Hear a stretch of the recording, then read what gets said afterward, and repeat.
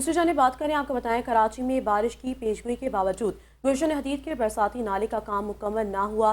कई माह से जारी काम सुस्त रवि का शिकार है। सर खिड़ाने पड़ी मट्टी और पत्थर बारिश के बाद अवाम के लिए बड़ी मुश्किल खड़ी कर देंगे। तफसीलात जानते हैं नुमाइंदा 5 न्यूज़ शहरियार शौकत से।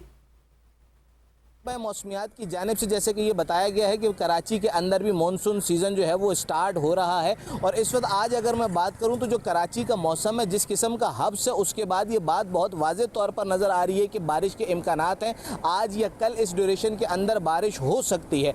अगर ओवरऑल बात की जाए तो कराची भर के अंदर हुकूमत की जानिब से जो नालों की सफाई का प्रोसेस है, वो नालों की सफाई का प्रोसेस शुरू कर दिया गया है। लेकिन गुलशन हदीद का जो नाला है, इसका सूरत हाल ये है कि ये दोबारा से तामीर हो रहा है। इस नाले को चूंकि वक्त पर तामीर हो जाना चाहिए था, काफ़ी इसके अंदर ताख़ीर हुई है। काम कभी बंद रहा, कभी चलता रहा, और ये काम था भी बहुत तवील। लिहाजा आप ये देखें कि एक तो ये नाला इस वक्त मुकम्मल तौर पर तैयार नहीं है, दूसरा नाले से निकलने वाली इसकी खुदाई के बाद जो मिट्टी है वो इस वक्त सड़क पर ही पड़ी हुई है। तो अगर बारिश हो जाती है, तेज़ बारिश होती है, तो ये इस इलाके के लिए बहुत बड़ा मसला होगा कि एक तो ये मिट्टी कीचड़ में तब्दील होगी, जिससे हादसात हो सकते हैं। दूसरी बात यह है कि अगर सीवरेज और ये जो बरसाती नाला है ये प्रॉपर बना हुआ नहीं होगा तो ये सारा पानी भी लोगों के घरों के अंदर जाने में, सड़कों पर जाने का जो है वो बहुत ज़्यादा इम्कान है। तो इंतहाई मुश्किल सूरत हाल होगी इस इलाके के अंदर गुलशन हदीद के अंदर अगर बारिश हो जाती है और तेज़ बारिश होती है। जी।